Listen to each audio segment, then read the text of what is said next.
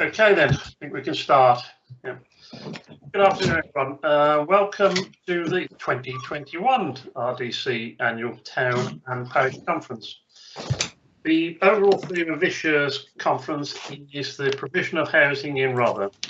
As you'll see from the agenda, which you should all receive together with the briefing notes, we have several speakers who will be giving an overview and update on RDC planning services at the present time and what the plans are going forward. The role of neighbourhood plans and the benefit to parishes to give an update on the Alliance Homes project will also be covered, with time at the end for questions and answers. The conference is being recorded, and can I ask everyone to mute their microphones unless they are speaking. If you have questions, then raise the hand icon, which you'll find, I think, at the bottom of your screen. And we'll endeavour to answer as many as possible. In order to give as many people as possible an opportunity to ask questions, could those asking and also answering a question please keep it as short as possible, obviously without compromising the answers. We've also have the opportunity to use a chat facility to ask a question, and again we'll try and answer as many as possible. It might mean we have to combine some questions that have a common theme in them, and for those who would like a more detailed answer after the conference, then if you'd like, please leave your contact details with your question and somebody can get back to you in the coming days on that one. Now, I think Malcolm's got a little bit of housekeeping for us. I actually think, Chairman, you've covered most of it that I was going to deal with. I think other than to clarify, it would be useful rather than everybody trying to talk if you use the chat facility for questions, and then that gives us a record, and then we can actually respond afterwards to any we don't get asked today. But you know, we will if whenever speakers are presenting, perhaps the best thing to do would be to let them finish their presentation, and then either put questions in, or if something hits you between the eyes during it, feel free to do that. But I think you've got everything. Like I said, the recording will be available after the meeting, and we'll send the link out to the parish clerks. Thank you, Chairman. All right, thank you for that, Malcolm. Right, I'd like to introduce Leonard. He's the Chief Finance Officer, Resources.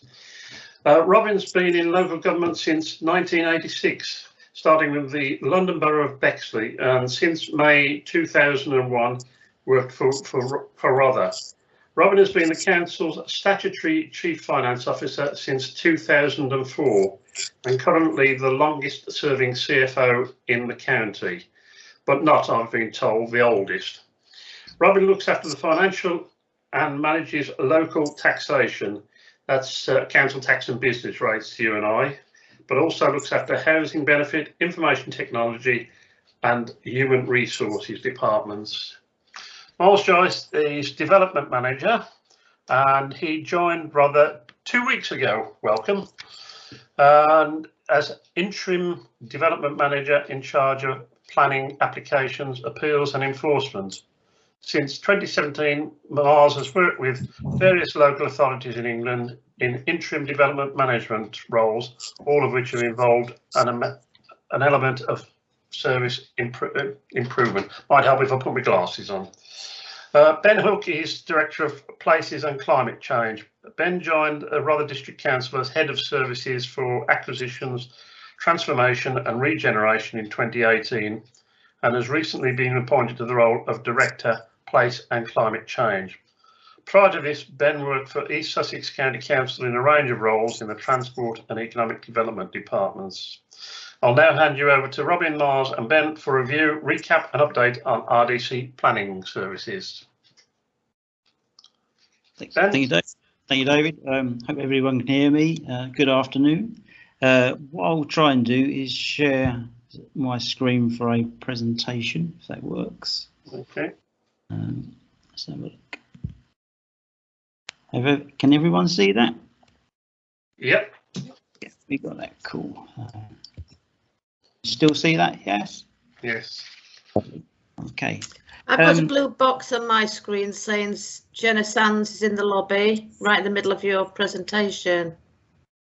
I think if you press cross, it should be all right, Shobli. Does that come off? It has, thank you, Robin. Okay. So yeah, so I've been helping planning post the, hopefully people will remember the iEasy review that's been undertaken recently. And I've been helping planning put together the response to that review. And I'll just, okay, so, and I think Malcolm's also covered this off before previously with the parish and towns probably through RALC. So I won't go back over the whole review undertaken by iEasy on behalf of the council, but just wanted to pick up a reminder on the headline recommendations from that review. And there were 3 areas. It was consider the level of transformation that Rother is prepared to put into planning as a department. Look at a project plan, identify roles and timelines based upon the priorities coming out of their review, and then categorise how we approach those in 3 main areas, being they people, processes, and then the systems which those processes work upon or rely upon. So that was kind of how iEasy looked at it and saw us. And from that, we've developed 5 main areas in terms of improvement projects, in terms of how we might push planning forward and improve the delivery of the services. One particular one is around website improvement, information that we present to people, and how we keep customers updated and supported, and obviously that includes town and parish councils as well. Improving how our service operates and the process and the designs around our processes to make them as efficient as possible and as accessible as possible as well to the community. One big area is about making sure that our software systems are being maximised, the use of those is being maximised. But in particular, I think iEasy recommend a replacement of the system. I've just been informed that my presentation isn't actually moving forward, so forgive me. I shall try. Okay. What can people see at the moment? Can they see improvement projects, 5 main areas? Yes, indeed, I can, Robin. I'll leave it like that for the moment then. Can you not put it onto the display, the full display, rather than just showing us the editing version? I did do that, but it didn't seem to. Can you see 5 main areas? Yeah, can see that now. Much better. Full now. Yeah, that's Thank you. right. Yeah, you wouldn't think I was in charge of IT, would you? So maximising the benefit of the software system. I think iEasy we're looking at, we should replace our current system, but I think the important part first of all was making sure that we're actually utilising our current one to the best of its abilities, and that we have the most up-to-date version of that. And that's part of the work that we will be doing, is to go through that. And if we do need to acquire new software, we will do that as part of this project. Another area is around rationalising how we report through to committee, the processes, and how the information that we present to committee as well. And ultimately, it's about focusing on improvement of our performance as a service through the behaviours and culture of the department and the council around planning, and also looking at the review of staffing structure and how we've resourced that staffing structure as well. So there's a fair bit of work to do. However, we have already achieved a number of things. We've got that action plan agreed by all members. The council's actually put best part of £250,000 behind it as well in order to support the service. We have that interim development manager in place with Miles Joyce, who you'll see in a moment, and we're using Capita to help support and provide capacity to the organisation in terms of processing and validation of applications. So there's a fair bit going on with that. A big part of the outcome of the iEasy review is about how we communicate. So we're putting together the comms plan to support all of this work and make sure that both our website and our communications, particularly with parish and town councils, is improved. And what we, effectively what we'll be saying is how we're going to change, what we're going to deliver, and then the ongoing improvements in terms of our communications. iEasy did recommend 7H district councils being a very good exemplar council in terms of their planning, And we have had one initial meeting with them, and hopefully we're going to get some ongoing support from them in terms of supporting our improvement programme. We've also undertaken some initial work with our customer services department, again to improve that customer interaction as best we can, but much more work will be done with them, particularly around the demarcation points between both departments, both planning and customer services, to see whether we can better support communications with the public. Whilst I'm supporting the service getting the things together at the moment, we've actually also identified a longer term support for the department in James Waite. He's currently within our transformation team, and he has a planning background, so he has good knowledge of the department and the services they're providing, and he'll provide some dedicated project management support to make sure these distinct projects get delivered. And we're actually putting those projects together at the moment, establishing the teams, putting the officers together in order to make sure that they can get them done as quickly as possible. So what I'll do now, if you don't mind, I'll hand over to Miles. I'll probably still control the slideshow. I think it'll be easy for Miles if Miles is there to pick up. All right, thank you, Robin. All right, thank you very much, Robin, for that. And I'm very delighted to be here, and very heartened by positive support that the service will have through this review. What you see in the slide here is the current performance. You see the 2 full preceding years and the year to date. That's up until, I think, the end of September, the first half of this year. I think what you can see is pretty quite clearly is the number of cases coming in is not being matched by those being determined. This has led to a backlog which has grown over time in the application side. And it's also, if you look down the bottom of this table, you'll see that the complaints received from planning enforcement, they're already this year almost as much approaching what was received for the whole of 1920. Now, I've seen this in other authorities recently during the COVID lockdowns, a lot of applications, some spikes of planning applications, putting pressure on resources. Even more acute, actually, it's typical for enforcement teams to have seen quite a spike in their cases. Now, it seems that they won't go back to a normal, it'll be a heightened level of cases, is my feeling.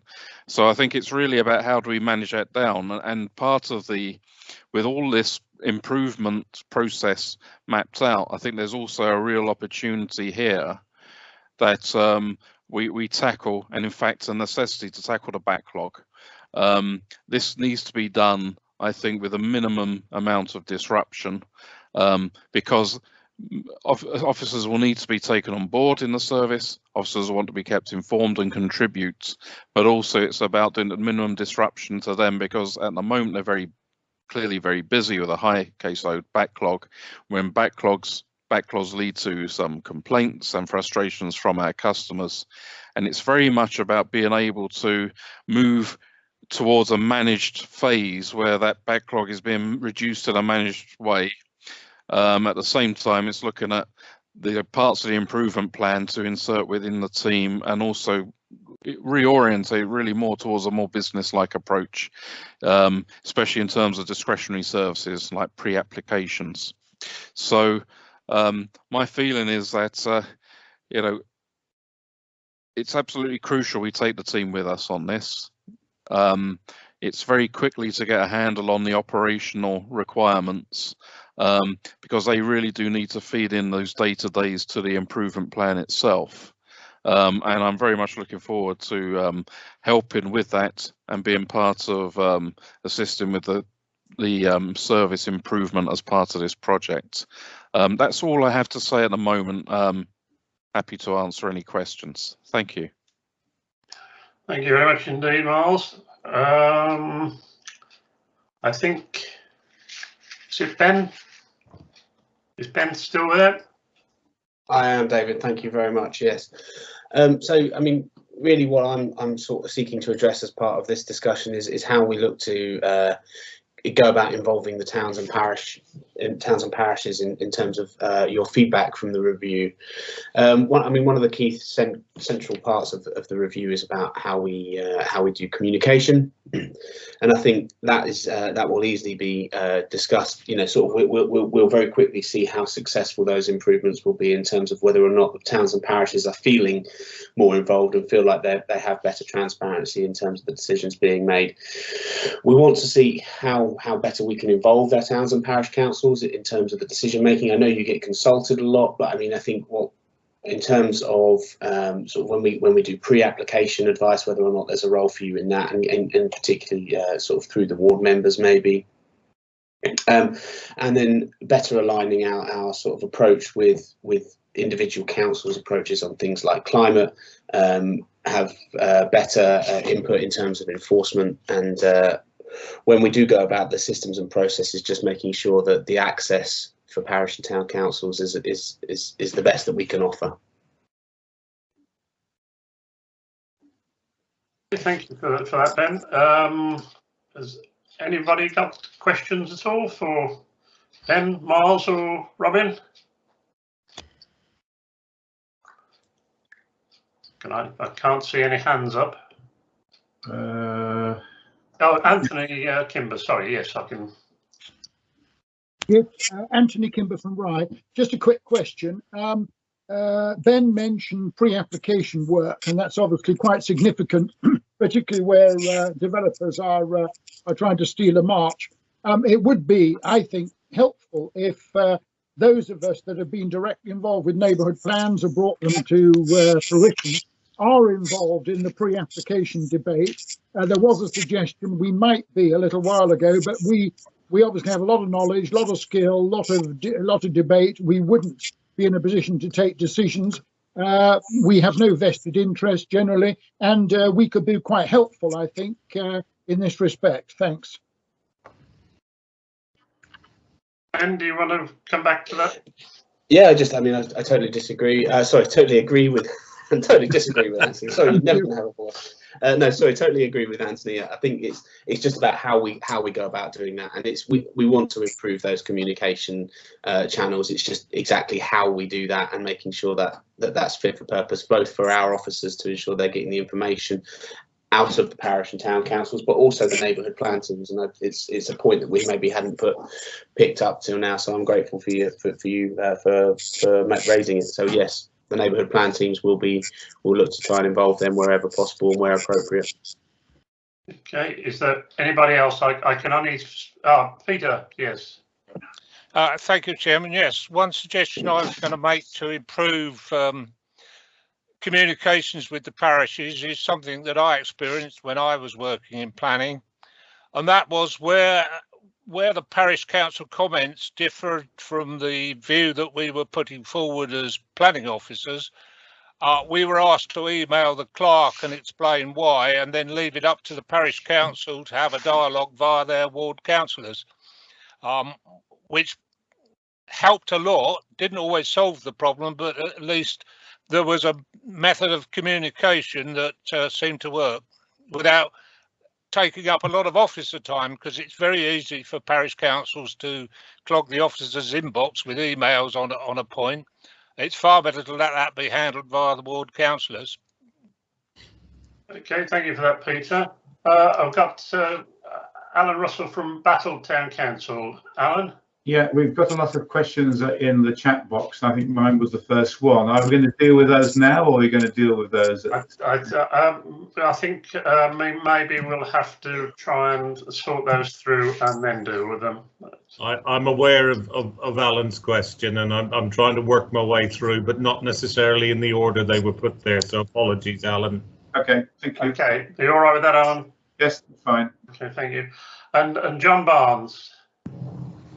Yes, mine was about trying to make use of AI, just as we're using Teams, which is a very good way now of saving travel. I think AI could do quite a lot in terms of scrutinizing forms in the validation process, and that might save quite a bit of officer time. Okay, that's fine. Thank you very much for that. I think that's probably about all the time we've got for questions on that particular subject. I think we'll now move on to the next topic. If I can thank Robin Miles and Ben for that, and that is the neighbourhood planning. It's Julia Edwards is the neighbourhood planning officer. Julia's former life was as a landscape architect working in London Borough since the late 90s. She moved to St Leonard's and retrained in the not too dissimilar field of town planning by taking a master's degree at Brighton University. Julia worked for Hastings Borough Council and then as the neighbourhood planning officer at Lewis and Eastbourne before taking up the position of neighbourhood planning officer at RDC in April 2020. It's over to you, Julia. Are you there, Julia? Thank you. Thanks for that. So thanks for that introduction, and good afternoon, everybody.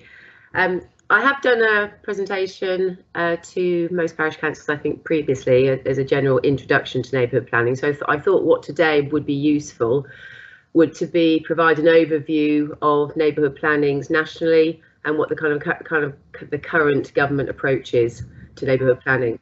And since the white paper reforms of 2020, and then more recently with the new Department of Levelling Up Housing and Communities, and the suggestions that we're getting now to how the role neighbourhood plans will play. But firstly, a bit closer to home, in Rother, we've got 6 made neighbourhood plans now, with Battle crossing the finishing line on Monday, which with making the neighbourhood plan at full council. And we also have Rye, Crowhurst, Ticehurst, Robertsbridge and Salehurst and Sedlescombe. The other ones that are in the pipeline are Hurst Green and Etchingham, who are approaching their Regulation 14 consultation, which is one of the milestones of the neighbourhood planning process. And then Peasmarsh was designated as a neighbourhood plan area in March of this year. Now, all of the plans from Rother have been well received by examiners, with positive comments noting that they all have reflected the views of the community and their priorities, and they are delivering tangible local benefits that do have weight in planning decisions. So there's been a really positive response from the examinations that we've been through. Now, I'm assuming that there will be parish councils here who are considering making the journey of producing a neighbourhood plan, and I think to get a real flavour of the amount of the true process that's involved, the best idea is to contact parish councils and to contact other steering groups who have worked on the plan and they've been through this entire process, and they can also give you an insight into the resources that are required and the hard and soft skills that are needed to produce a plan of this standard. And we have some quotes here. I think they will appear on the screen imminently from Rye, from Ticehurst and from Sedlescombe, who have kindly said a few words about the process that they've been through to get to the place of having a neighbourhood plan. I'll just let you absorb those, digest those over the next minute or so. Firstly, here we've got Rye. And that's a quote from Anthony Kimber, who's here today.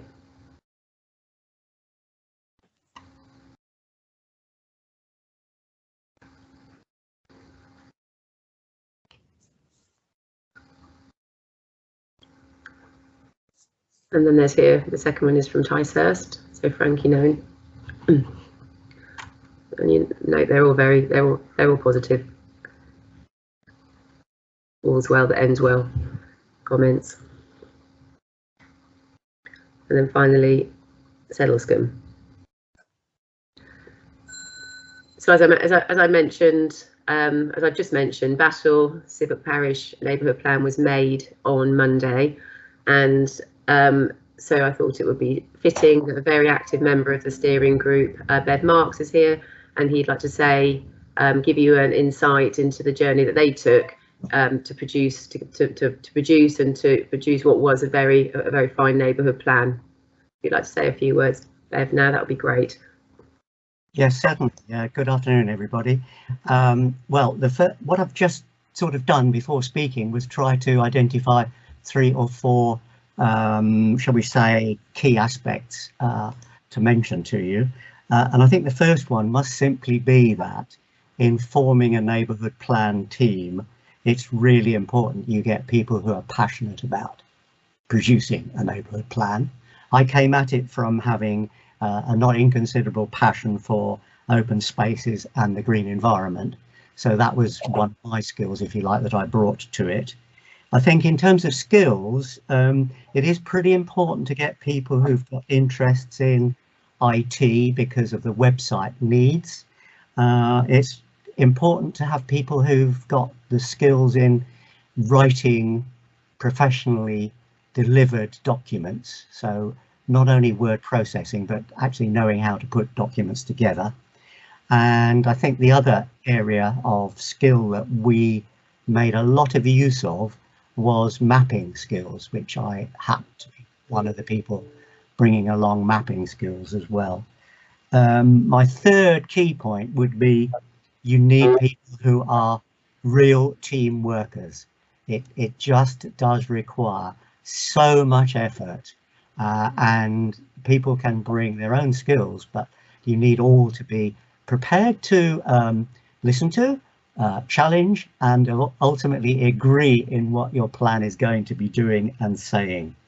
And perhaps my fourth point would be that it is really important to document what you're doing as you go along from your very first days. And I'm saying that because of our experiences with a number of quite voluble opponents to what we were doing, and as a result of documenting well, I think we were able to disabuse them of their ill thought out opinions which were criticizing us on the route to doing a neighbourhood plan. Lastly, to say, in the battle case, and that's why I think you need passionate, dedicated people, it took us near enough 6 years to achieve it, but we're all really pleased and happy now. Thank you, Julia. Thanks. Yeah, I think that was really, really useful, and yeah, really kind of hit the nail on the head in terms of what is required. And as Beth just said, hard and soft skills, and having a steering group that where all different different skills represented is very, very helpful. However, there is also funding that you can access from locality, and they offer financial funding and also support packages, and I think probably Battle made use of those at the same time. So on to what is happening with neighbourhood planning nationally at the moment. So the white paper that was released was published just over a year ago outlined that neighbourhood planning would play a crucial role in producing design codes and design guides, and to try and provide a community with some sort of certainty about what development will look like, and also reflect local character, and allow the community's preferences about the form and appearance of development to come to the fore. And that seemed to be the direction that neighbourhood planning was moving in, until more recently we now have a new Secretary of State for levelling up housing and communities, and Michael Gove has pressed the pause button on the white paper reforms, as you probably know. Now, the paper that he is or his department is due to be publishing is promoting community-powered conservatism, and the essence of this is that there will be more civil services put into the hands of local people, and that the plan is to make neighbourhood planning universal and to be the ultimate arbiter of local development. And that's where we are in terms of the national approach right now. That's where we are right now. But also this year, the government have looked at started two pilot studies with selected local planning authorities, and one of which is looking into whether a simpler form of neighbourhood planning could empower more communities to play a role in shaping their neighbourhoods. And they're looking at particularly those in urban and deprived areas. And by making the neighbourhood plan process, by simplifying it in certain situations, especially in towns of cities that have got a very low take up compared to more rural areas, They're hoping by making the process simpler, there'll be more uptake in these more deprived areas, and they're looking to drill it right down to possibly a neighbourhood plan just referring or just being applicable to a road or a street. So maybe a design code and a couple of policies that people get together just for one road, and that is what the government are looking at and what they're doing. This pilot is to look at the moment. And there's another pilot that's also ongoing to look at underrepresented areas. Now, the results from this should be available in March next year, and it'll be interesting to see. They're clearly going to have an impact on the direction that neighbourhood planning is going. But back to Rother, you'll know that the local plan review is ongoing. Jeff is going to talk about a bit more about this shortly. And it does make sense that where possible, new neighbourhood plans and neighbourhood plan reviews are synchronised with the local plan, with the development of the local plan review. Now, I know that housing figures are very important to most parishes, to most villages, and we are working on those figures at the moment, as you'll know. But there are other policies that where the evidence work can be ongoing at the moment, and these policies are also critical. I mean, you'll know that Rother's declared a climate change emergency in 2019. And a lot of background neighbourhood planning work could be going on currently or right now to support this. And the local approaches to this emergency are invaluable.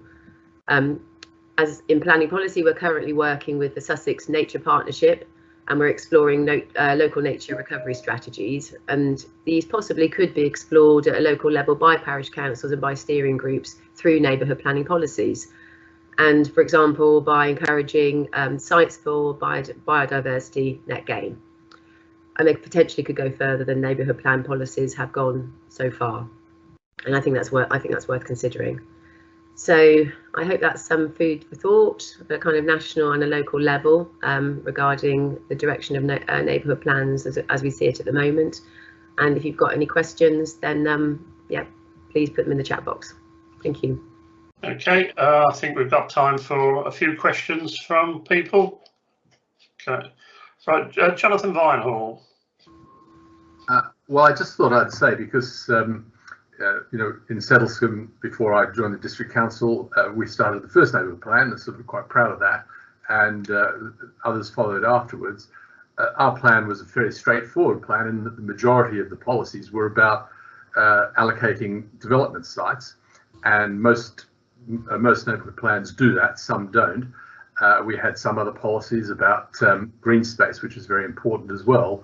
But what's happened over time is that each plan that's come forward has offered, I think, much richer policies in terms of a whole range of things that communities want. And for those considering neighbourhood plans, what I would say is you don't have to reinvent the wheel. You know, not only across Rother, but across the country, there are, I can't remember now, I think it's getting on to 2,000 neighbourhood plans, and you can actually find lots of policies that you can adapt, so you don't have to start from scratch. We also, everyone who's involved in neighbourhood plans also come together as a forum from time to time, and there's a lot of support, not only from Julia at the district council, but from each of the parishes between ourselves. So I think if you want to really influence development in your parish, it is the singularly best way to do it, because once your plan is made, it becomes part of the local plan, and therefore part of all the decisions made when planning applications come forward. So there's a very supportive environment for those considering it.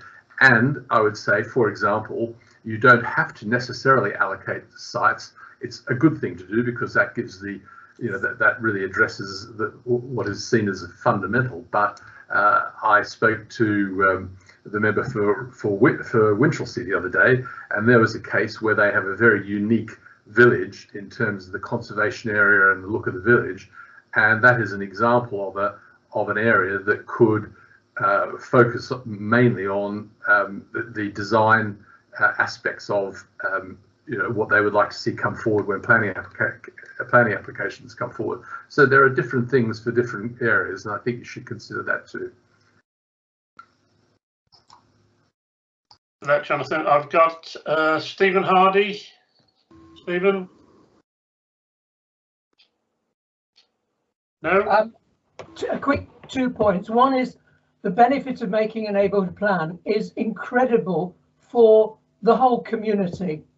And the engagement of people that you actually have to go through reaps many rewards.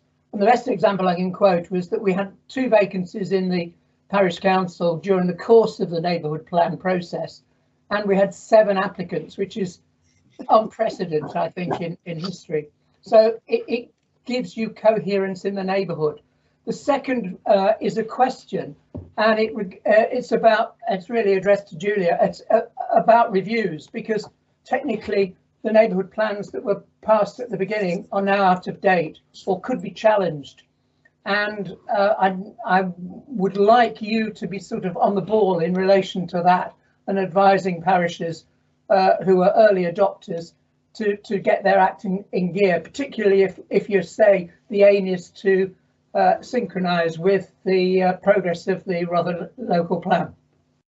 Yeah, absolutely. I agree. And a review of a neighbourhood plan may seem a little daunting, but in fact, only the policies that are seen to be out of date need to be reviewed. It's not necessarily a matter of reviewing the entire document. So, for Rother, you will probably be looking at reviewing your site allocations policy when we know what the final housing figures are going to be, and any other the best way of looking at that, not just the housing actually, but all the policies, is to really see whether the neighbourhood plan is standing up in applications or in appeals. If the neighbourhood plan doesn't seem to be, if an inspector isn't using the policies to support an application or to refuse an application, and it's not the plan isn't being used in the way the steering group and the parish council intended, the chances are that those policies need to be, or that policy needs to be reviewed. So I think that's quite a good way of that's quite an initial way of testing if the neighbourhood plan is still relevant and if it is still up to date. Yeah, with respect, that's probably a fairly rare occurrence. There is one coming up in Robertsbridge just to test that one, but I'm not aware of any others in Rother where that's the case.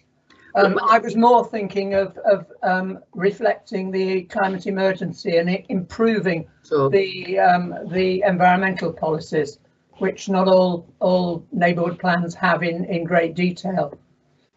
Yeah, sure, and I think that is a good place to start. And I think in terms of planning applications, I mean, if it appears that all neighbourhood plan policies are currently standing up in planning applications and they're being used to the desired, they've got the desired use in development management, then it might be, yes, sure, that those policies don't need to be reviewed, and that's your kind of case in point. But I think starting with the climate change emergency and seeing if policies can be more robust or more developed in terms of, like I mentioned earlier, biodiversity net gain sites. I mean, I think that's also a good place to start. But I'm more than happy for the plans that have already been made. If steering groups and parish councils have got concerns about them being out of date, we're more than happy to come to a meeting, have a discussion about about the policies you think should be reviewed. Thank you. Okay, thank you, Stephen. Thank you for that, Julia. Right, I've got Andrew. Just say his guest. I don't know who Andrew is. And can I say, David, Anthony's been waiting for a while, so Anthony. Okay, Anthony first then. Thanks, Chair. 2 very quick points. Firstly, I'd like to underscore the absolute importance of Julia's role in neighbourhood planning.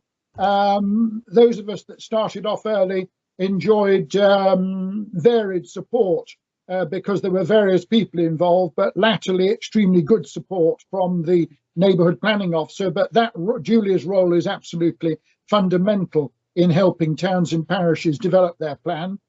Secondly, I hope that we've been looking over the last 2 years or really since the plan was made about the prospect of doing a review. And we've really started the work by doing a complete site reassessment, which I see feeding into the Rother local plan. And at some stage, I hope when the staffing settles down at Rother, we can get into a meeting with them to talk about that.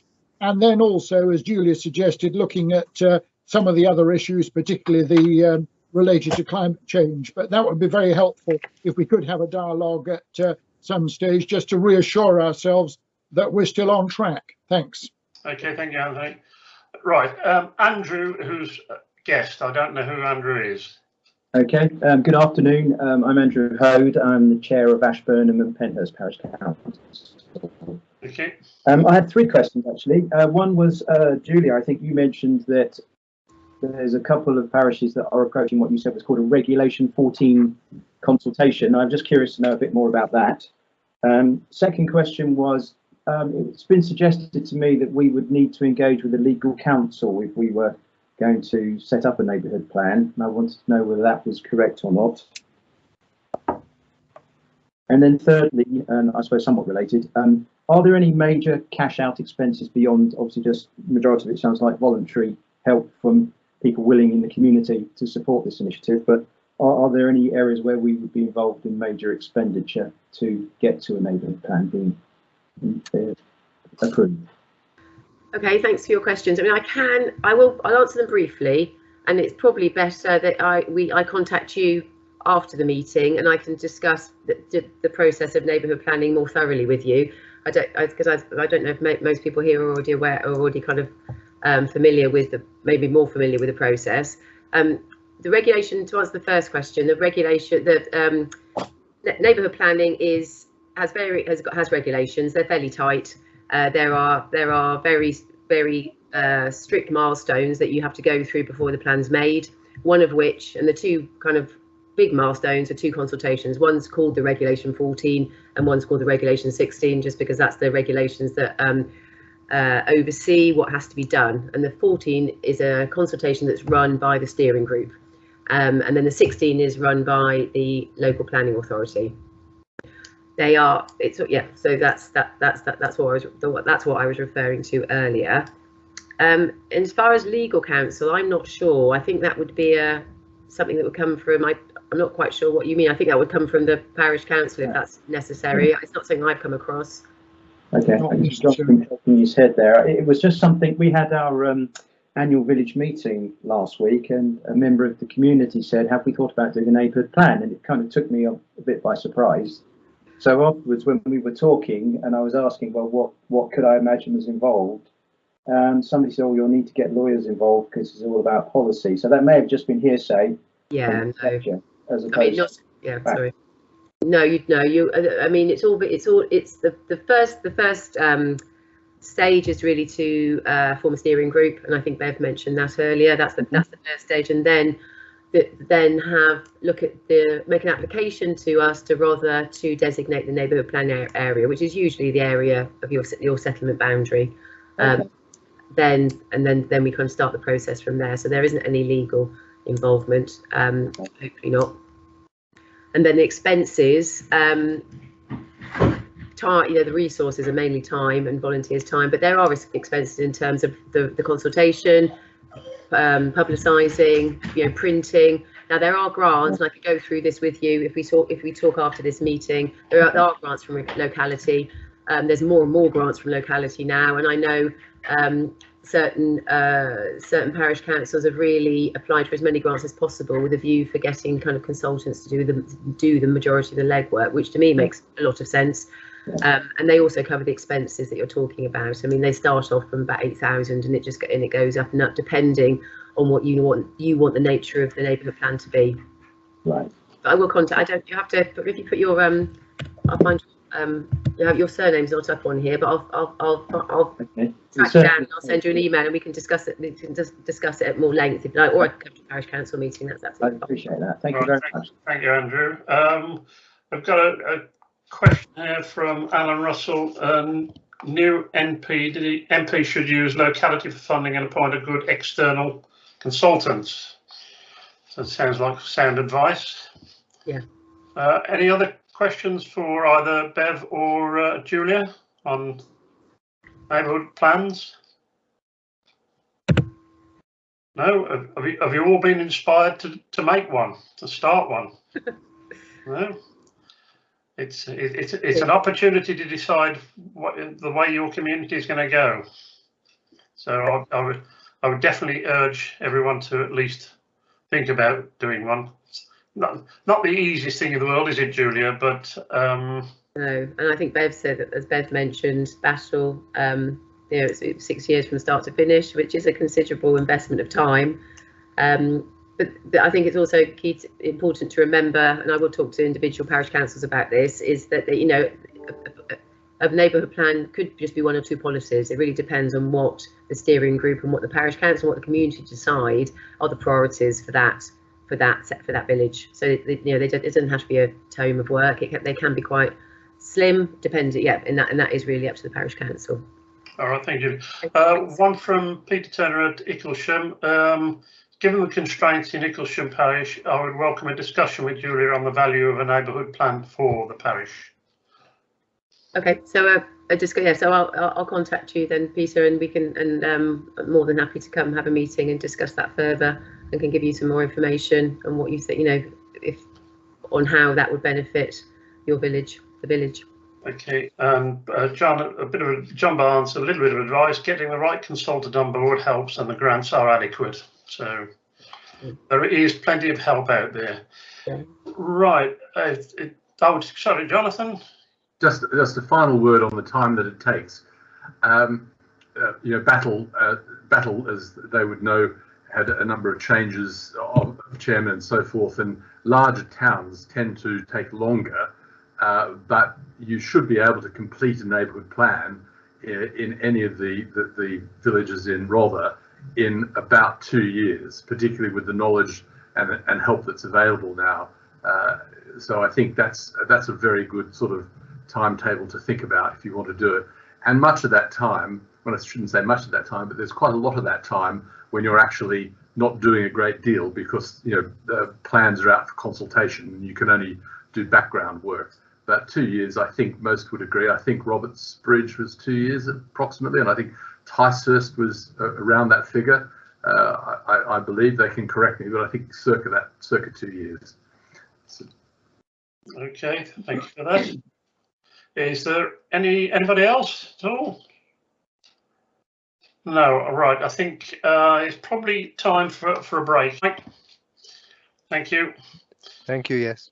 Okay, right. Just before we begin again, I'll just try and catch up on a few things in the chat box,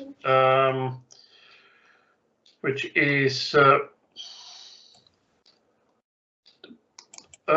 Bev Marks just wanted to add to Jonathan's Vinehall's point. In Battle, we found significant differences of opinion in geo-separated parts of the CP. So very detailed, localised community aspirations and non-mandatory section. So, and I think I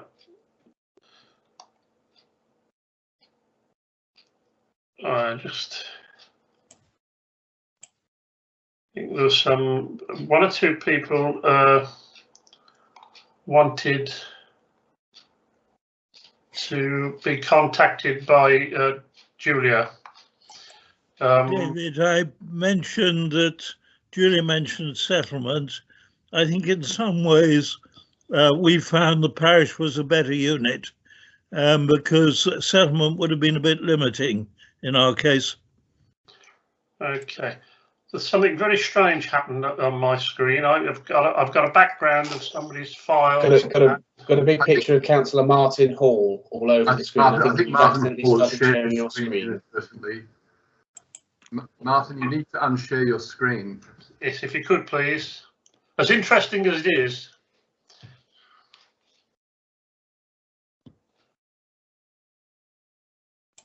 Thank you.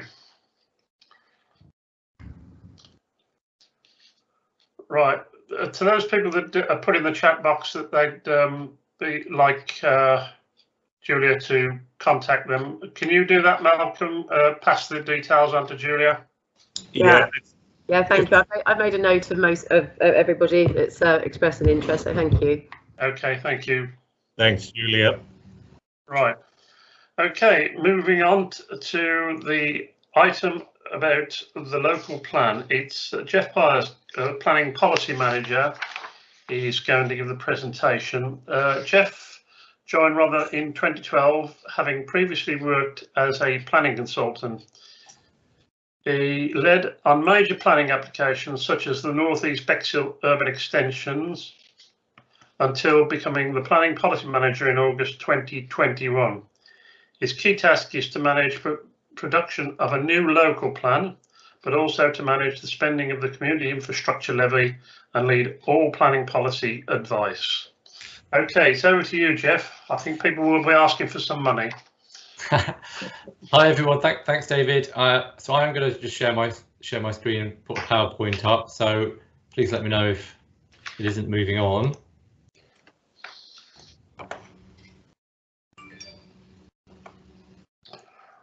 So hopefully someone can tell me they can see that. And that should be moving on to the starting slide. We can. Yeah, I can see it. Can everybody else see it? Yes. I can, yeah. Yep. Oh, that sounds like enough people.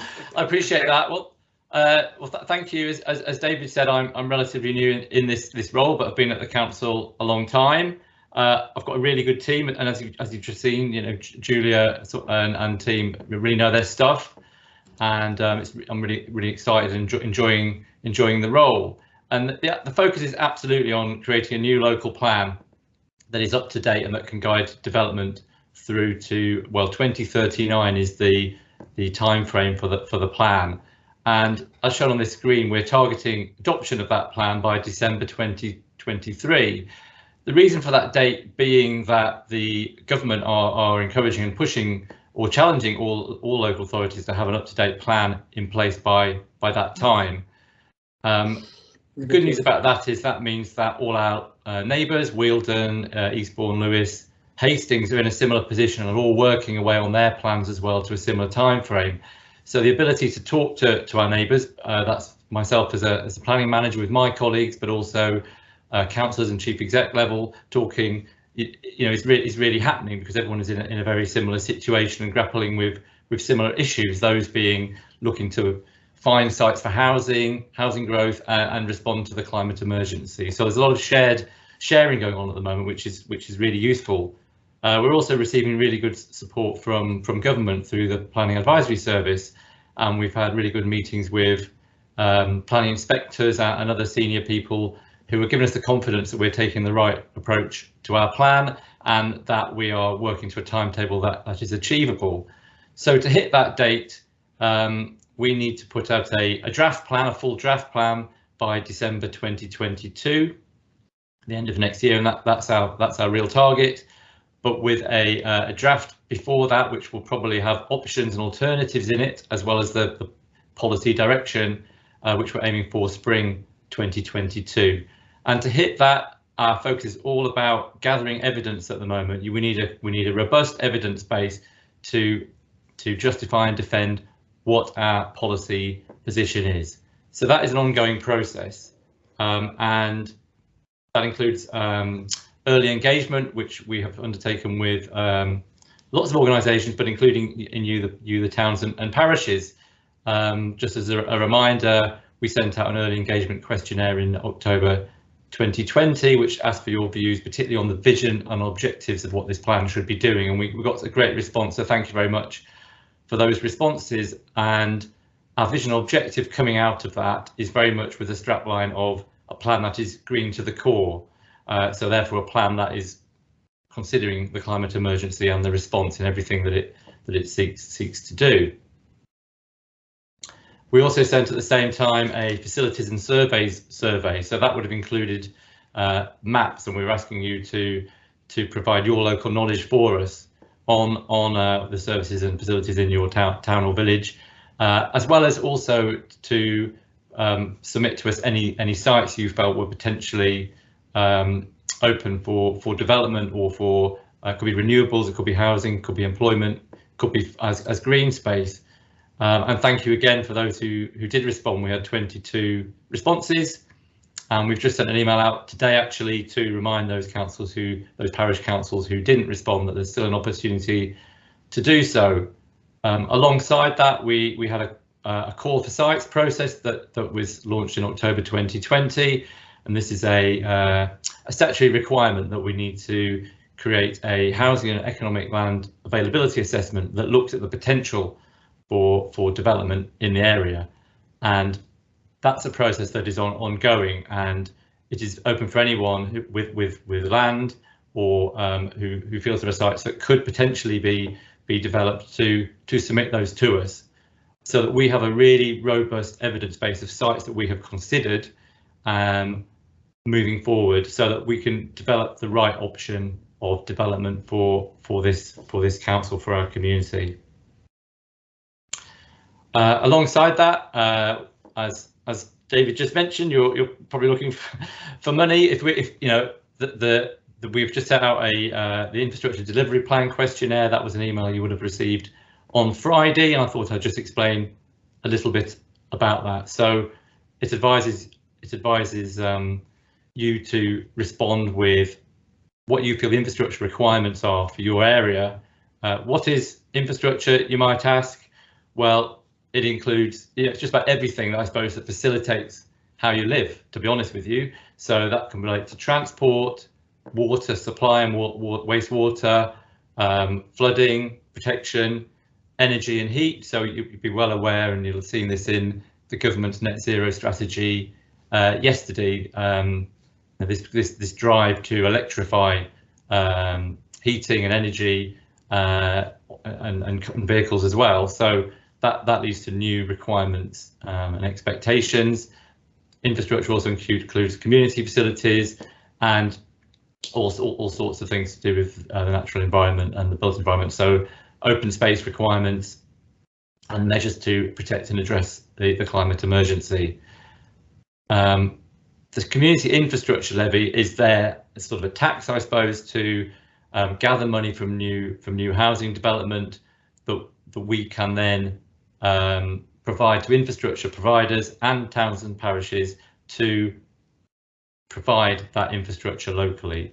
But to do that, we need to understand from you and from other infrastructure providers what the requirements are, and we're trying to gather a list of that at the moment in order that we can plan for that in the future and plan for funding.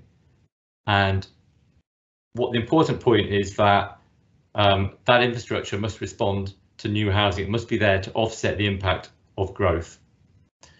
So that's a really key thing. I'm happy to answer further questions on. And that's all I wanted to say really about where we are in the planning process, just to highlight that we're at an early stage and there will be lots more engagement moving forward. But at this stage, we're very much heads down, focusing on gathering evidence. Thank you. Okay, thank you for that, Jeff.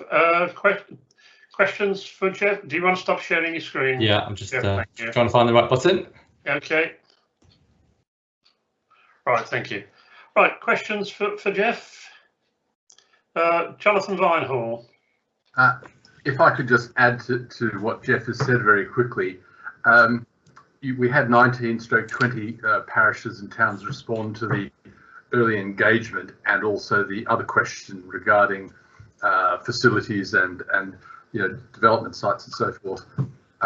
I'm really thankful for those who did contribute that and who did engage, because it's very hard. The further you go along the process, it's very hard when somebody hasn't responded and put their thoughts forward in the beginning to then change a plan much later on. The further you go on, it becomes incrementally harder to change. So I would really try to encourage those who didn't respond for whatever reason. And I know we all get many consultations and so forth, but this is really important to do it now and get it in as quickly as possible, because it really will help inform how development occurs and to help Jeff and his team understand constraints that, as their officers can go out and do all the sort of assessments and so forth, but that they won't have that detailed local knowledge that we as parishes have. So that really helps. So if I could just encourage those who may not have responded to do so, because it will ultimately deliver a better plan for each and every one of us. Okay, thank you for that, Jonathan. Right, I'm going to ask people that have not had a chance up to now. Councillor Kathy Harmer, you've got a question, I believe. Actually, I just wanted to yet again thank Jeff and congratulate him on his angle regarding engaging with the community. He has helped and supported Councillor Errington and myself in St Mark's under some really tricky circumstances, and by engaging, meeting with these groups on Teams, it's put a human face behind it. Still hasn't been easy, but it really is appreciated, Jeff. Thanks very much. Okay, thank you very much. Francesca Noan. Yep. Are you there, Francesca? Yeah. Regarding the consultation that was sent out on the 15th, I've just gone through my inbox and can't find it. So I could I just ask, because I'm sure I won't be the only one if it's gone into the wrong box. Could it be sent out again, please? Can you do that, Jeff, please? Yeah, sure. Sorry, can I just ask which parish you're from? Oh, I'm so sorry. Ticehurst Parish Council. Okay, thank you. Okay, thank you. Mike at Peasmarsh. Thank you, David. I just wanted to pick up on the point, which was that we have to address future expansion when we're talking about infrastructure. But what happens in situations when the current infrastructure is not adequate for the current number of houses? Jeff? Well, that isn't what SIL is for. I mean, I guess it should be being planned for anyway, and I'll have to talk about that in more detail. But it's quite likely, I suppose, that rather than just getting that any improvements are made will not only help the existing situation, but will help in terms of future growth if that happens as well. Okay, thank you for that. Sue Burton. You're muted, Sue. Thank you. My question relates a bit to the later stages of this local plan in relation to particularly consultation and how the conclusion of the plan is going to match what our environmental targets are. An example could be that parking needs to be removed to promote walking and cycling, and the residents want to keep the parking spaces, and for the climate you need to remove them to create the space. And I wondered how that was going to be, how that balance was going to be made in relation to the climate emergency.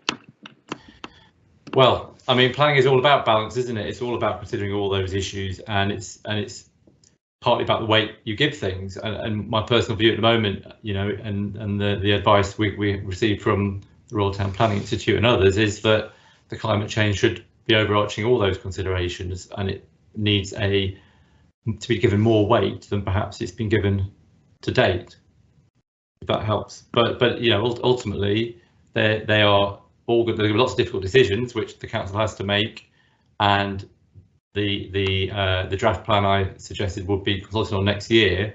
We'll set that, we'll put out that policy direction and options, and responses received to that will help us to finalise and formulate a plan that hopefully works for all of us. Okay, thank you for that, Jeff. Amanda McIntyre. Hi there. It's Amanda's name. That's my wife. She's one who stepped up the PC, so she's automatically blamed for anything bad that happens. Good. I'm at Robertsbridge, Salehurst PC, and I'm on the planning committee, and I was involved with Stephen Hardy on creating the MP. Now, obviously, our one is one of the older ones, and I've asked Julia if we can have an update. We did have an update about a year ago. Noting the timetable for the Rother local plan and the uncertainty in terms of what's going to come down from on high, bearing in mind what happened to the original white paper, and who knows what will happen in another 6 months' time, etc. All my instincts sort of tell me to be quite wary about making any firm decisions about, following consultation with parishioners about what is good or might not be good about our neighbourhood plan until we're pretty confident about what the local plan is going to end up actually looking like. We happen to have a couple of sites, at least, that have been notified under the Rother call for sites, one of which is a major one, and it'll be really interesting to know what. Now, hopefully, I'll get this from Julia. I don't know, you might be able to answer it now, but it's a big site, particularly for parish the size of ours, and what would be really useful to know is, well, obviously it's not a site that was in any real detail considered during our initial site identification process. It was very peripherally looked at. Now, it'd be really interesting to know what's going to happen with regards to how Rother assesses what it's going to do about that call for sites and how it's been answered in relation to that site, and how our neighbourhood plan will fit into it, and what we can do to make sure that if Rother decides, yeah, we think this is a really good idea, that we can have appropriate input into it, because as I say, it's not one of our approved sites. Okay, thank you for that, Jeff. Yeah, I mean, this is an interesting issue that we're grappling with as well, because there isn't clear guidance on, you know, how we bring our plan forward and expect the neighbourhood plans to come forward at the same time frame. And you'll appreciate that the last time we did this, we had a core strategy from 2014 that set numbers and allocations, and we didn't have a DASA wasn't adopted till 2019. So there was this 6-year time frame in order to be talking to parishes and neighbourhood plans, you know, and for them to be working alongside. And in this instance, we're required really to do that, you know, both the strategic and the detailed policies at the same time. So that is an interesting question, and I think Julia said it well in terms of needing to work very closely to those neighbourhood plans and working alongside them. And we will be seeking to engage with you very soon and having those discussions. Anthony Kimber, for instance, and Rye have asked us to look at their sites again, you know, to sort of help that and start that discussion. And we welcome that, and we need to set up meetings with you very soon.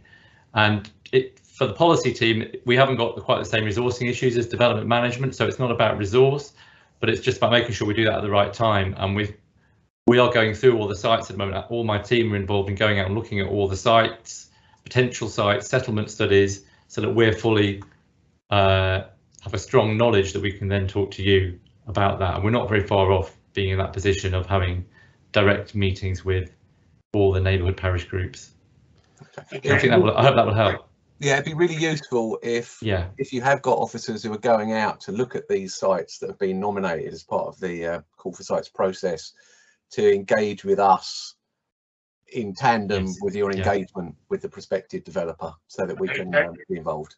Yeah, no, absolutely. That's absolutely fine. And yeah, I mean, the sites that have been submitted to us, but there's also, you know, other sites that we need a robust, and you know, whatever development option decisions we take, we need to demonstrate to any developers come along in the future who say, well, or landowners, well, why didn't you look at that site, that we've considered all the sites in order to come up with a housing requirement that's right for Rother and a development strategy that's right for Rother. And yeah, absolutely, you need to be a big part of that process.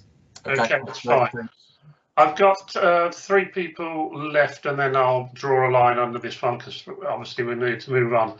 If I could ask John Barnes and Sue Project to be a little bit more patient with me, and invite David Harding to ask a question. David, are you there? Yep, just trying to turn everything on. Okay. I'm from the Bexhill Town Council, and obviously we didn't exist until May this year. And I'm looking at the timetable you've got. I just want to be aware, I just want to, as the previous speaker said, we don't want to be bulldozed into having to accept what Rother have decided before we've actually created our own plan. Jeff? Yeah, I totally understand that issue, and I haven't got an answer for you really, but we need to start to talk about that. But we as I've said, we are under great pressure, and we need to deliver a plan that is up to date, and we will need to go through that process through the old school, local plan, with hopefully good consultation and therefore, good agreement on the sites that we are allocating. But whether Bexhill neighbourhood plan could fall into line with that, I honestly don't know yet, and we need to talk about that. Because we need to be handheld a lot more than the other parishes, because we just don't know anything. So please bear that in mind. Sure, I understand that. Thank you. Okay, thank you. Sue, if you could just bear with me, I'll let John in, please. John? Yeah, I just wanted to emphasise, and I know Jeff's on side with this, because the housing target that we're likely to have will be not deliverable, I think it's very important that parishes engage robustly in the local plan with Jeff, because we shall need the evidence to shoot the housing target down. So it's almost the impossibility of certain sites as well as the possibility of others. So I do think a very robust engagement in his local plan is absolutely essential. I'd like Jeff to comment on that. Jeff? No, I agree, absolutely. Yeah, don't see us as the enemy in a sense. I want people to understand the framework that we have to work within, and I want to work with everyone in order to achieve the right plan. So I agree with Councillor Barnes on that. Okay, thank you. Sue, project. Yes, just very quickly, and remember we're doing it very, very differently from the last local plan. We've got much earlier engagement with you all. But just in response to Sue Burton, is that a local plan, the local plan, planners are in a hugely strong place, uniquely placed to deal with climate emergency. And the Town and Country Planning Association and the Royal Town Planning Institute have just produced a planning guide for climate change for local authorities, and it is such a useful, powerful piece of work. And just to remind us all that one of the recommendations is that we must, obviously we have to have all the evaluations and the evidence and all the rest, but that we have to use language that is precise. So we have the credible evidence-based stuff, but it's no good saying we suggest. It's got to be you must. And if we're reviewing our local plans, then this is the ideal opportunity to look at those climate change. And we're supposed to be looking, 100 years ahead. The Environment Agency is looking 100 years ahead. And these plans are going to last a long time. So that's just a reassurance. And finally, you couldn't have anyone better than Jeff to lead on this. He is so knowledgeable and committed to the principles of our climate emergency resolution. Thank you. Okay, thank you, Sue. Jonathan, your hand's up, but did you just put it back up again? I did, yeah. I just wanted to just reinforce the message. Firstly, just in response to Bexhill, I mean, I'd already spoken to a couple of the town councillors who are also district councillors to say, you really need to put your foot down if you want to do a neighbourhood plan. Don't feel it as things are going to be forced upon. Jeff's team are very good at assessing sites, and just because somebody puts a site up doesn't mean that something's going to be developed there. It has to go through quite an assessment process. It's really important that neighbourhood plan groups engage early so that they're running side by side with the local plan, because we don't have this gap in between the core strategy and the DASA we did last time. So it is a tight timetable. We all have to work together, and we all want to achieve the best objective. And let's hope we don't have too much points of friction on the way, because planning always has points of friction. Let's just try and work in a really positive way. And as Sue said, that's why we started this early engagement, 18 months or so ago. So once again, those who didn't get their sort of comments in on those maps, please do, because that's a very important thing, that map, highlighting things that you think, good, bad, and whatever, and the opportunities. For those who don't have neighbourhood plans, that is a very important input point, and that's important to say that. So, you know, use that opportunity and really, so we don't get further down the line and then somebody says, oh, but you didn't do this or you didn't do that. Can't do something if you don't know it. Knowing it is getting that information to Jeff in advance. And so I think that's the key. We're all trying to achieve the same thing, and we have got some challenging numbers, and we have to produce a robust plan so that when we go to examination, we don't get landowners saying you didn't consider my land or you didn't assess it properly and it should be in the plan, and then of course, you know, the so-and-so hits the fan at that point. So let's just all try and work together on this. Okay, thank you, Jonathan. Alan, Russell, you've been sitting patiently there, and just after you, I'll do Sue Bartner, I think, has just put a hand up again, and then I'll close this topic. Okay. Okay. Will a new DASA be produced alongside the new local plan? Our observations on the old DASA was that it was basically a desktop exercise, and there was not a great involvement in planning officers visiting sites. Is there going to be a new DASA, and what will be the involvement of planning officers in actually visiting sites that are being put forward? Okay, yeah, now this new local plan will cover both the roles that the core strategy and the DASA did in our last plan. If you look back to the plan before the 2006 plan, that was a whole plan that included both what you might call the strategic policies and the detailed policies, including allocations. So it will be like that. I mean, obviously I wasn't involved in the last plan, but it was not a desktop exercise. You know, certainly officers would have gone out and visited all the sites. But I am aware of some of the the concerns or criticisms that have come out of that process, and obviously we're looking to try not to repeat that. But yeah, it will certainly not be a desktop exercise. Thank you. Okay, thank you for that, Jeff. Sue Burton, quickly. No, I didn't raise my hand. Thank you. Okay, then Kathy, a quick opportunity for you. Thank you very much. I just wanted to quickly say, I'm sorry I didn't get your name. The previous town councillor from Bexhill that mentioned you being new and needing handheld. I completely understand where you are, because when we took over in our administration, the DASA had all been almost decided.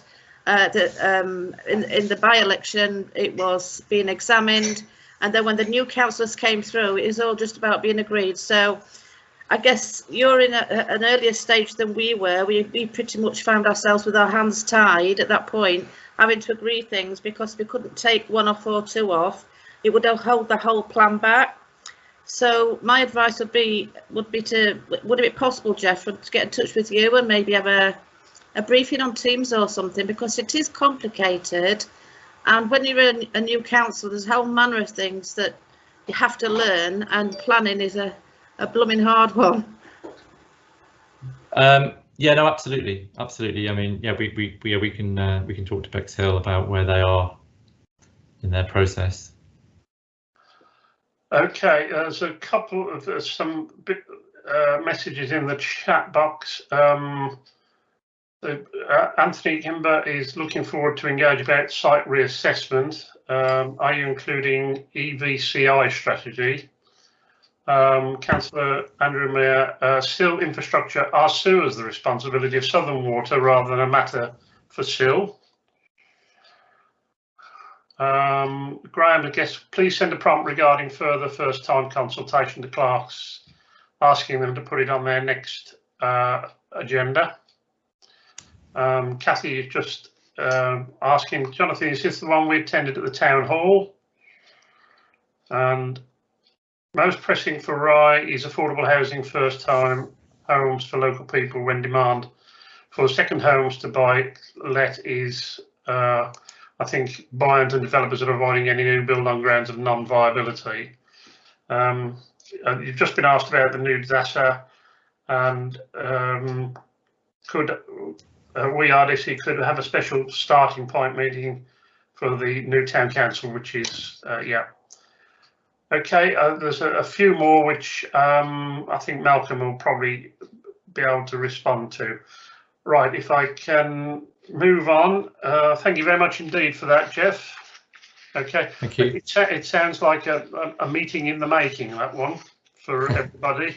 Yeah. You might perhaps want to think about that and talk with Malcolm to decide a time, place, and whatever.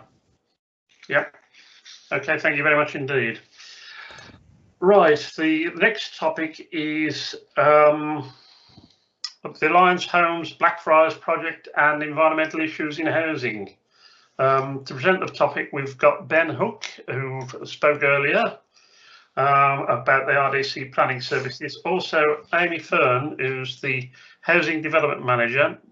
Amy started working in social housing 20 years ago, initially for Tonbridge and Malling Housing Association, working for both the allocation and housing management team. Later seconded to the local authority to work as part of the housing team offering homeless advice and assistance. Amy joined Rother in June 2014, working in both the estates team and affordable housing development. During this time, she achieved a degree in housing studies and a master's in real estate. Amy now works as housing development manager for the council's newly established housing company, Alliance Homes, Rother, overseeing the delivery of the council's housing development programme to increase supply of all housing to meet need. And we've got Stephen Marston, Development Projects Manager. Stephen is a project manager with over 10 years experience of leading on residential development projects, including new build general needs council housing, open market schemes, and an award-winning retirement living scheme. He's a member of the Chartered Institute of Housing and an advocate of affordable housing, and is particularly interested in sustainable design. So I'll hand you over to the trio. Who would like to start? Thanks, David. I think we're going to start off with Amy. Amy's going to give us a bit of an overview of Alliance Homes, what its ambitions are, and what it's set up to achieve. Okay. Thank you, Ben. Thank you, Chair. And David is kindly going to share the presentation slides. Thank you, David. Okay, can everyone hear me okay? Yes, I can hear you. Okay, I think everybody else can. Lovely, thanks. Okay. So good afternoon, councillors. As you heard, I'm Amy Fern, Housing Development Manager for Rother District Council. I'm here this afternoon to provide a short introduction to Reliance Homes and not as an affordable housing manager, which forms just part of my role. I felt it was important to point this out, as some of you will note that my contact details are included on the Parish Council member briefing, which concerns affordable housing and is a completely separate matter from this, although there is some relevance to it. So who is Alliance Homes? Alliance Homes is a newly established and wholly owned local authority housing company, owned in this case by Rother District Council. The company was formally incorporated in October 2020 for the purposes of increasing supply of all forms of housing across Rother, so it's not a social housing enterprise. Local authority housing companies is no new concept. In fact, of June this year, it was reported by Inside Housing that 83% of councils in England currently have a housing company, compared with just 58% in 2017. And some local authorities have more than one company to achieve various objectives. And various terms are used to describe them, including special delivery vehicles or housing development vehicles. They are essentially all forms of commercial organisations, partly or wholly owned by a council or other public body at arm's length, and essentially means that the company can more easily buy land, build and or manage properties on behalf of the council. Okay, I've got a message here saying the slides are not coming up. Can everyone see Alliance Homes? Because that's the only slide that we're looking at the moment. That's the first. Yeah, okay, that's fine, just checking, thank you. So the reasons for why local authorities choose to set up local authority housing companies it varies considerably. So some of the priorities include meeting a council's housing need, tackling homelessness, income generation for the council, increasing private sector build rates, space regeneration, for example, regenerating a town centre, improving the quality and design of new housing, and so forth. For Rother, our key strategic Our key strategic driver is to increase supply of all new housing across the district and all tenure, to include both market and affordable housing. So to provide some background, the council, I think it's fair to say that the council has been on a considerable journey to reach this stage. So we had a housing task and finish group that was created in 2018, and these workshops were undertaken by officers, members and a number of key stakeholders with the purpose of exploring and critiquing key housing issues that impact on residents of Rother, to include the chronic undersupply of new housing to meet a range of need against our housing delivery targets included in the local plan. The research and actions from this work were further developed and used to help shape the strategic direction of the new housing, homelessness and rough sleeping strategy, although not so new now, but it was eventually adopted in April 2019. Increasing the supply of housing was the first priority included in the housing strategy, and under this key strategic priority was the action agreed that compelled the council to intervene in the local housing market to take a more directive and proactive role in delivering supply of new homes to include affordable housing. This required the council to set up a delivery vehicle enabling the development of new homes, and in response to this, in December 2019, the council approved setting up a local authority-owned housing company as the preferred approach to achieve this. So Reliance Homes Limited is now legally incorporated with an approved business plan in place. David, if we could go to slide 2, please. This is the current organisational structure of the company. To include Rother as a single shareholder, we have representatives of the council who regularly attend our board meetings, to include Malcolm Johnson, Chief Executive, and Robin Leonard, the Chief Finance Officer. We currently have 4 board members who are also district councillors. We are looking to recruit for external board members over the coming months to help build on the existing expertise. The Chief Operating Officer is responsible for the strategic management of the company, reporting to the board and managing corporate contracts. Housing Development Programme Manager, myself, responsible for monitoring and delivering the programme and managing day-to-day operational matters, and identifying and assessing and acquiring sites to start building a future pipeline of delivery. Our Development Project Manager is responsible for the development and delivery of projects, and you will hear more from Stephen shortly on our first major scheme. In the early years of the company, it is important to minimise revenue expenditure and to grow the company proportionate to the programme of delivery that we have, as well as the homes that we sell. For this reason, the council agreed at the time that the company would not directly employ staff, favouring instead a service level agreement model, allowing access to council resources at a cost that is then recharged back to the company. Additionally, the company will commission services externally and on an ad hoc basis as required. This may include, for example, legal, business admin support, employees agents, human resources and various others. So moving to slide 3. As explained, the main strategic driver for Reliance Homes is the increased supply of housing in Rother to include all forms of housing, including market housing. But there are also a number of other priorities that the company aspires to achieve for each and every project delivered under the programme. And this includes delivering new homes to the highest environmental standards, taking a fabric-first approach to reducing costs to the occupier whilst moving towards the council's ambitious zero carbon agenda. And Stephen will be covering environmental standards in more detail as part of his presentation. We also want to achieve good quality new build housing. This is really important to us to set the benchmark for the industry, supported by our existing planning policies. For example, delivering to accessible, adaptable and decent space standards and incorporating good design principles. Developing more affordable housing. We're not looking to retain affordable housing stock, and we will be delivering policy compliant levels of affordable housing to include a range of tenures, including affordable low cost home ownership, as outlined in the Council Affordable Housing briefing note that you've received. We're also looking to develop housing for home ownership for sale, targeting, for example, first time buyers, providing the right size units in the right places for those who can afford to access the housing market at full value. We're also looking to develop to deliver stored sites, aiming to unlock those sites that may have planning permission that have perhaps become stored for various reasons and are unlikely to be delivered by the market, or not likely to be delivered anytime soon. This work is undertaken in tandem with our existing housing enabling function.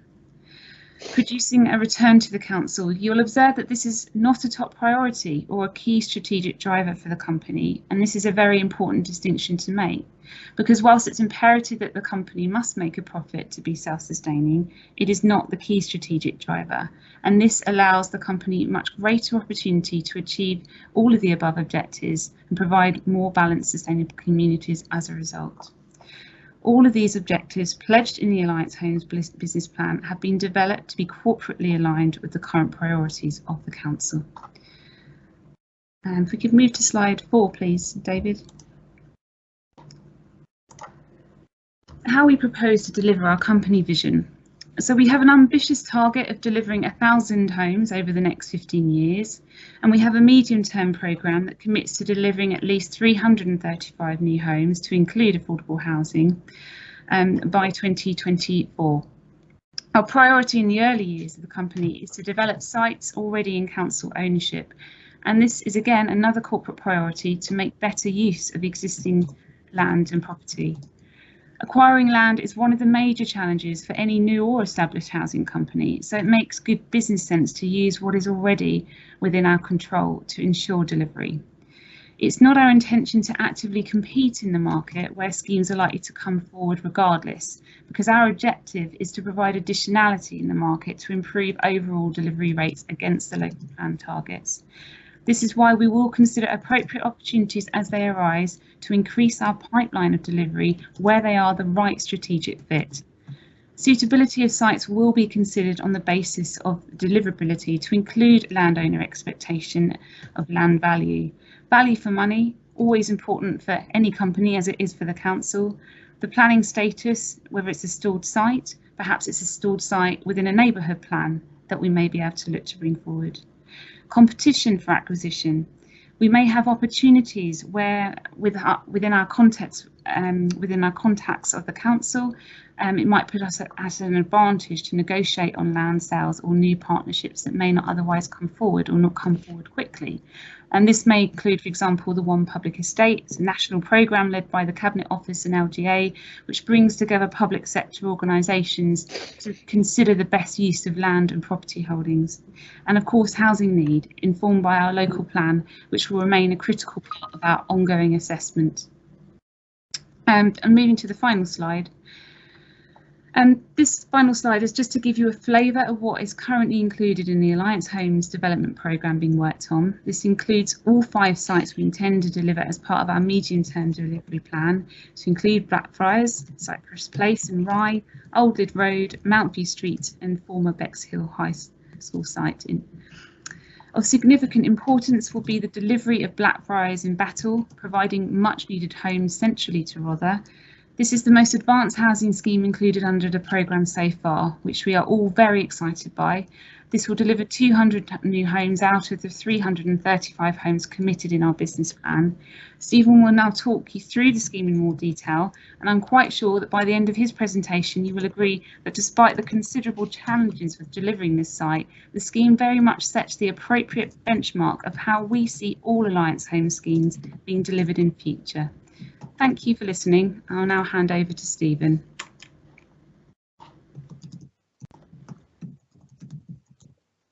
Thanks very much. Good afternoon, everybody. I'm just going to share my screen. I've got a PowerPoint presentation which should come up in a couple of minutes. So has that come up on your screen?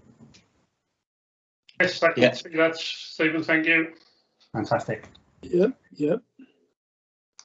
Excellent. So yeah, I'm going to talk about Blackfriars. As Amy has said, it's probably the most advanced project in terms of the housing company's business plan.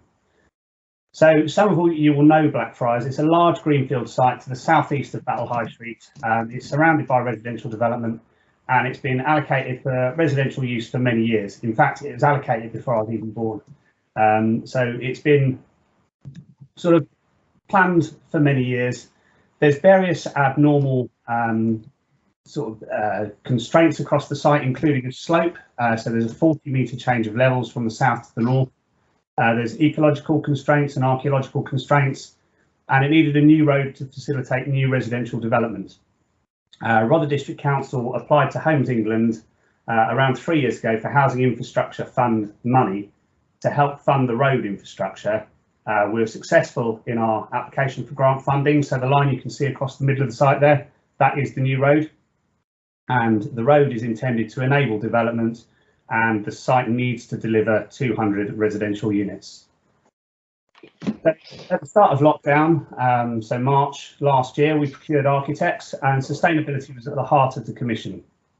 The diagram here shows the successful practices approach to sustainability. And this is based on the United Nations Sustainable Development Goals and also REBA's sustainable outcomes. So Rother's declared a climate emergency. Sustainability was the golden thread through which all our developments will proceed.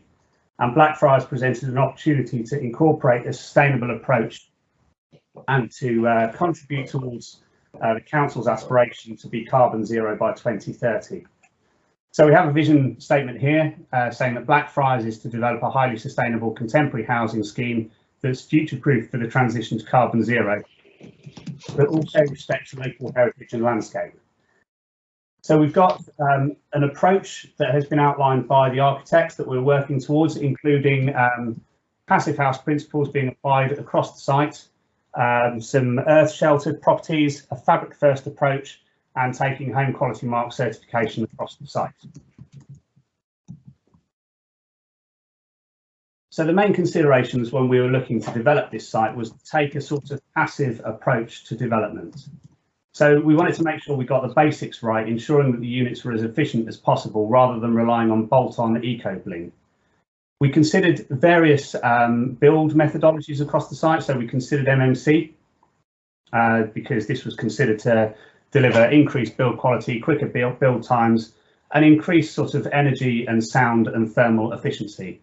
We had to, in the end, move away from MMC given the constraints across the site. The slope of the site and ground conditions made it difficult to use an MMC approach. We also looked at taking a timber frame approach rather than traditional. And I think the thing to mention here is that timber frame performs really well in airtightness tests on the day of handover. If you go back 5 years later, it doesn't perform quite so well as a traditional build because there's movement within the timber frame, and so the property gets a bit leaky. So we have gone for a traditional build across the site just to make sure the buildings are airtight, decent thermal mass, and decent insulation across the site. So one of the first things we looked at was to get the orientation of the properties right. Good house and window orientation increases the energy efficiency of a home, and it makes it more comfortable to live in and cheaper to run. So we were looking to achieve orientation within 30 degrees of south. Obviously, if the house is orientated east of south, they benefit from morning sun, whereas west of south catches the afternoon sun, and that can delay the evening central heating demand. So the next thing we looked at was the type of units we're being to be delivered across the site. So the diagram shows the efficiency of different building types, ranging from bungalows up to flats, least efficient to most efficient. Least efficient buildings. Sorry, I've got a bit of a sore throat this afternoon, so I'm just going to have a quick glass of water. Hang on. Yeah, the less efficient buildings will require more insulation, but obviously we're not going to deliver high-rise flats across the site, so we needed to strike a balance between the two. So possibly the most important thing that we looked at was taking a fabric-first approach and insulating the properties properly. It's the most sensible, easiest, common sense approach to sustainability in my view. The way you've got to think of it is that in the morning you have a shower, you get out of the shower, you get a bit cold, and you've got a choice at that point. You can either whack your heating up to 35 degrees or you can get dressed.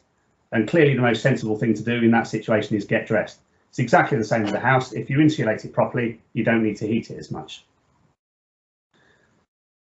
So we did get our orientation on the site right. We've got lots of viable roof spaces that we can put solar panels on, and we've optimised this through looking at orientation across the site. We could get free, clean energy from the sun, and this can top up the draw from the grid, reducing running costs for the house. We've moved away from gas on the site. We've taken a no gas approach, given that gas is being phased out under the Part L changes and isn't as efficient as electricity as a power source. So we're incorporating air source heat pumps across the site. Part of this was trying to get this element right at design stage to avoid retrofitting later on. I think we all knew the Part L changes were coming, so we've incorporated this as part of the development. We've also included underfloor heating, as it's a much more efficient heating or space heating system. Air source heat pumps are all over the news at the moment, given the government grant, and there's various comments that have been made over the last few days. And I think it's really important to remember we've all got an air source heat pump in our house at the moment, every single one of us, on the back of our fridge. So it's exactly the same principle as the pump on the back of the fridge and the refrigerants to cool things down. It's just that in reverse. So using the pump to heat the air rather than cool it down. And the thing to consider with our units is because we've taken the fabric first approach, the properties are going to be more insulated, they're going to be warmer anyway, and they're going to require less space heating. So through using this sort of system, we can reduce heating costs and we can address fuel poverty amongst our residents. So in terms of the actual units we're delivering across the site, we've got 4 plots which are passive house units across the site. And this is a diagram of one of the passive house units. I've put this in because it just shows that it doesn't have to be a bonkers grand designs approach to be passive house. It can be an ordinary house. It's just got very high levels of insulation, very airtight, correctly orientated, using appropriate technology. We have got 3 earth shelter properties, and these are similar to those that feature in the Hockerton housing project in Nottingham. We thought we could use the slope, which was one of the major constraints, to positively respond to the sustainable approach we're taking, particularly given it is a south-facing slope. And we wanted to deliver something that was innovative and creative in response to our sustainable objectives. So this is a master plan showing the whole site. I think it's important to note on this site plan quite how green the site is. We wanted to give everybody access to good quality public realm, to good quality landscaping, and to incorporate footpaths and cycleways across the site to make sure it's as permeable as possible and people aren't quite so vehicle dependent. This is a diagram from our landscape master plan showing some of the landscape properties of the site. So we've got areas between the houses which are going to be planted up with native species. And then given the woodland location of the site, we've got some more wooded sort of walkways, and just to try and incorporate the site into the woodland to sort of bring the outside in and to feature biophilic design. We really believe, and this is something that's come out of designing in a post-COVID world, that good quality communal space can really contribute towards creating a community and safeguarding physical and mental health of our residents. So the scheme has now got planning permission. We're at the point of signing contracts with a residential contractor to start on site, hopefully just after Christmas. The sustainability credentials of the contractor were checked, and we're pleased to see that they have similar objectives to us, particularly with the zero carbon agenda. They also want to be carbon zero by 2030 and are looking to incorporate a zero waste approach to this site. So I appreciate that was quite a quick whistle-stop tour through Blackfriars. I know we're getting close to the end of the day, so I'll end there and take any questions if anybody's got any questions. Okay, thank you for that, Stephen. Questions? No? No questions at all for Stephen, all right? Oh. Yes. Yes, Mike. Stephen, you talked about using air for your heating system. I would have thought that at a site that large, that a central heating system using ground rather than air would have been a better approach. Is that not the case? No, it's not. We explored ground source heat pumps on this site, and given the ground conditions and the slope, a ground source heat pump wasn't feasible. And we've got a site that we're looking at in Bexhill at the moment, which is for 52 residential units, and we will be incorporating ground source on that site. That seems like the better solution for that site, but it's going to be different on a case-by-case basis. I accept that ground source is more efficient than air source, but Blackfriars, given the ground conditions and the slope, air source was really the only way to go. Okay, thank you. Right, Roger Palamarsuk. Oh, I apologise if I've mispronounced your. That's quite all right. It was a bit of a. It's a bit of a mouthful, anyhow. Okay. Thank you. I have a question again on the heat pumps. The air source heat pumps are quite noisy, so there's a high degree of noise pollution that's going to be on the site. I don't know of any. Well, you can. Are you envisaging putting any acoustic treatment in to reduce that noise pollution? Okay.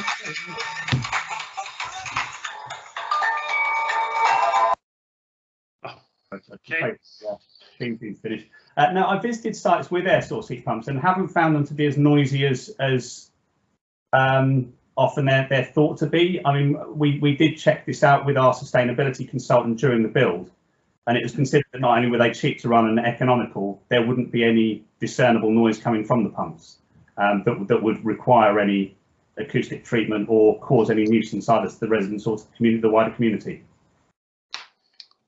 Okay, Roger. Thank you. Anthony Kimber. Chair, thanks, Stephen. Stephen, interesting presentation. Thanks. I may have missed it, or I might not have seen it in the detailed slides. But what's the rough makeup of the types of units there? How many open market? How many affordable, and so forth, please? 200 units in total. Of those 200 units, I think 70, which is 35% of the development on the site, will be affordable housing units, and those units will be disposed of to a registered provider. They'll be delivered at a mix of affordable rent and shared ownership. Is it just, if I may, just to point out that is strictly in line with the sort of the local plan policy, so 35% in Battle with a 60-40 split in terms of affordable rent versus shared ownership. Great, thanks both. So just to pick up on something that Sue was talking about earlier on as well with electric vehicles, we will be providing electric vehicle points for every property that has in-curtilage parking, and then 10% EV points for communal parking spaces. I think that the strategy to deliver one EV point for every house with in-curtilage parking will sort of be consistent across the entire programme that Alliance Homes delivers. So where there's in-curtilage parking, there will be an EV point.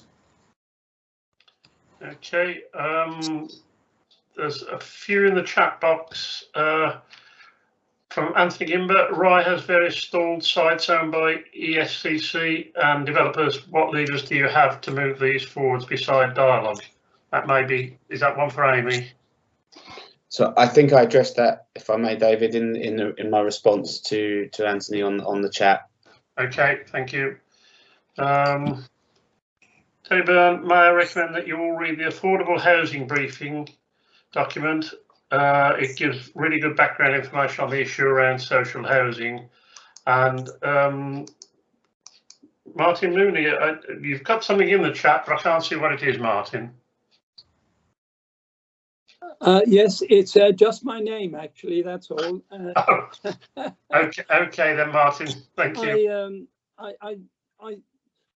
What my question is, will the eco-friendliness or the very well insulated house compromise the character and nature of the house fittingly for the place? Because the houses I've looked at on the screen from Stephen, they look very, shall we say, provincial, very urban and very ordinary. Thank you. Yeah, the houses that were shown on the screen obviously come from a computer model, a 3D model, and we're kind of constrained by the materiality that you can sort of use on that computer program. So they do look a little stark in the CGIs. Yeah. And we are looking to, I mean, the houses have all been built with the High Wall Design Guide at the forefront. We will be looking at tile hanging, timber cladding, and making them sort of fit the location. I think that the approach we took on that site was a contemporary take on vernacular architecture, so fitting for the site's location in the OMB, but it's a little more clipped. So yeah, I think they will be in keeping with Battle, and we've taken all of our design cues from Battle specifically. I'll keep it to that. Thank you very much indeed. Okay, Bev Marks. Yes, hello, Stephen. During the course of the production of the Battle Neighbourhood Plan, there was very considerable local concerns regarding access to the site, at least during the build phase. And now that you've revealed that it will be a standard build rather than a factory pre-built houses, that would indicate a very high use of the Hastings Road to deliver materials.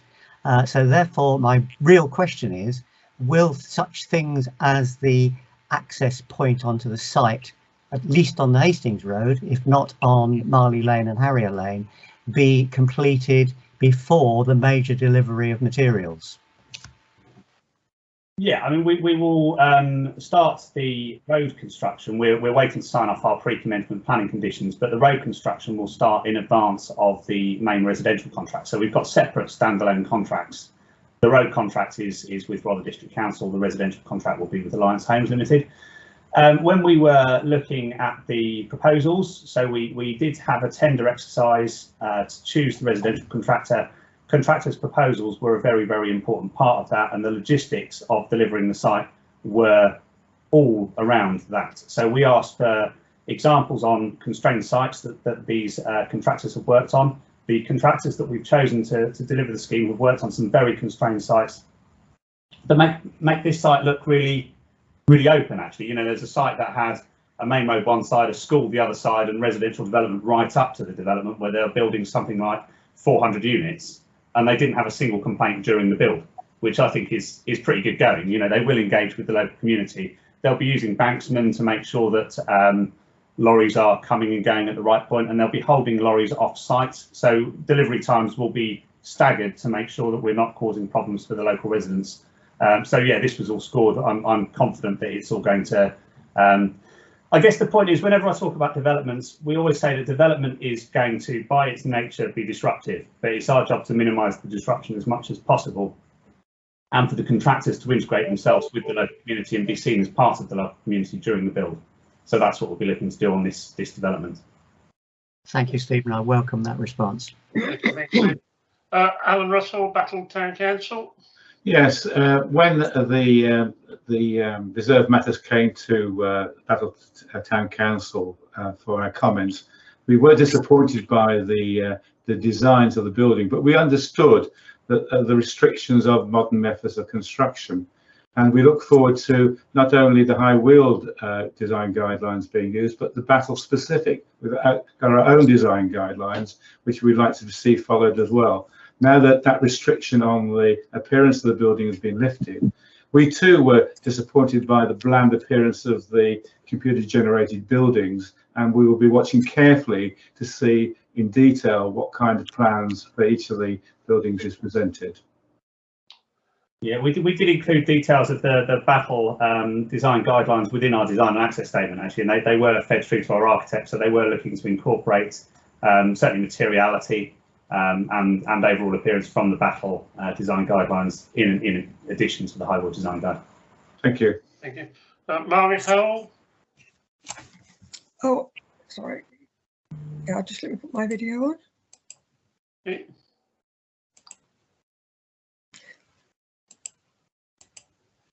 Yeah, it was just to reiterate really. There was a letter in the local paper some time ago about the Blackfriars design. I was able to reassure the correspondent that this was just a computer generated picture and that the houses would conform to the Battle design guidelines and the high-wheeled design guide. And I had a very positive response back, and this is very good to get this in the local paper, which I know everybody doesn't read, but it does reach a larger number of people than those who contact the local councils. Okay, thank you very much indeed, Ryan. Any other questions at all? No. I'll thank, if I can thank Stephen, Amy and Ben for their contribution on this one. We'll move on to the last topic, which is question and answers. I'm not sure whether we may have answered all of the questions, but has anybody got any more questions at all related to anything that we've covered today? Chairman, can I just say that we will provide written responses so that people have got them. I think we've answered most of them, but I will review them to make sure that we have done. One of the things I think today has shown is the importance of these sort of sessions, and not only us getting information out, but getting feedback from the town and parish councils and the various interest groups. And I hope part of what we've done recently is to try and show that, you know, we recognise that in the past perhaps that communication hasn't been as good as what it should have been, and that we're, you know, this is part of our process of trying to improve it. And we excuse me, I'd like to say I've got Stephen's sore throat, but I think it's unlikely across the computer screen. But you know, what we're trying to do is improve that communication. So if there are issues that, you know, any town or parish has, obviously bring them up. You know, email me.